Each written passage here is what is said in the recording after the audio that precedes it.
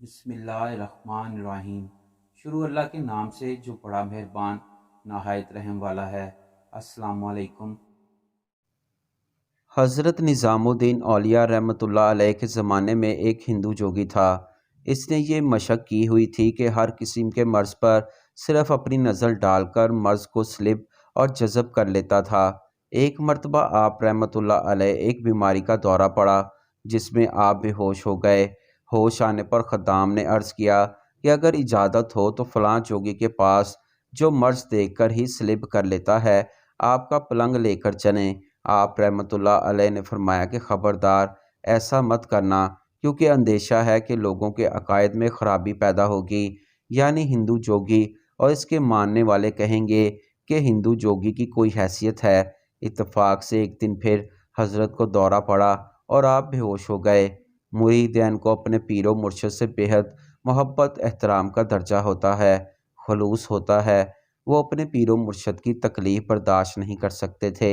آپس میں مشورہ کر کے اسی بے ہوشی کے عالم میں حضرت کا پلنگ اٹھا کر اس جوگی کے مقام پر جا رکھا اور حضرت کے فرمان کے خلاف کرنے اور آپ کی ناراضگی کا تدارک معافی چاہنے سوچ لیا کہ اپنے پیر و مرشد کی وجہ سے معافی مانگ لیں گے۔ جب حضرت کو اس ہندو جوگی نے دیکھا کہ اتنی بڑی ہستی میرے پاس آئی ہے تو وہ پھولے نہ سمایا اور دل میں سوچا کہ اب اس کی دکانداری خوب چمکے گی۔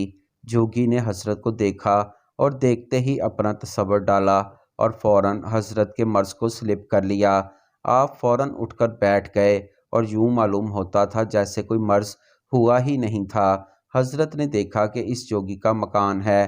آپ سمجھ گئے یہ لوگ محبت کی وجہ سے میری تکلیف برداشت نہیں کر سکے، اس لیے از راہ شفقت کسی کو کچھ نہیں کہا، مگر اس جوگی کی طرف متوجہ ہوئے اور دریافت فرمایا، یہ بتاؤ یہ تاثیر جو تمہارے اندر ہے یہ کیا ہے اور کس عمل کی بدولت ہے؟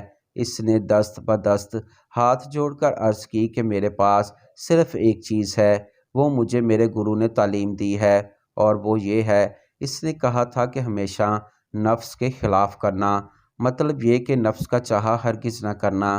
بس میرے پاس صرف یہی ایک عمل ہے، اسی کی بدولت تصرف اور تغیر تبدیل کرتا ہوں اور فوراً اس کو سلب کر لیتا ہوں۔ یہ سن کر خدا کے ولی نے اس سے دریافت فرمایا کہ اچھا یہ بتاؤ کہ تمہارا نفس مسلمان ہونے کو چاہتا ہے؟ اس نے عرض کیا ہرگز نہیں۔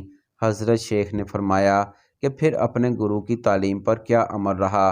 ادھر حضرت نے یہ فرمایا اور ساتھ ساتھ اپنی باطنی توجہ فرمائی۔ نتیجہ یہ ہوا کہ اس ہندو نے کلمہ پڑھا اور صدقے دل سے مسلمان ہو گیا۔ کیا در حقیقت آپ رحمۃ اللہ علیہ نے اس پر اپنا نورانی اثر ڈالا، جیسا کہ اللہ تعالیٰ کا ارشاد ہے، احسان کا بدلہ احسان کے سوا کیا ہے۔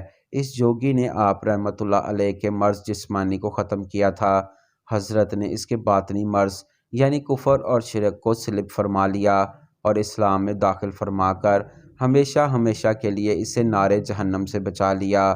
یوں برصغیر میں ان عظیم باعمل اور باکردار ہستیوں نے دین محمدی صلی اللہ علیہ وآلہ وسلم کی شمع روشن فرمائی۔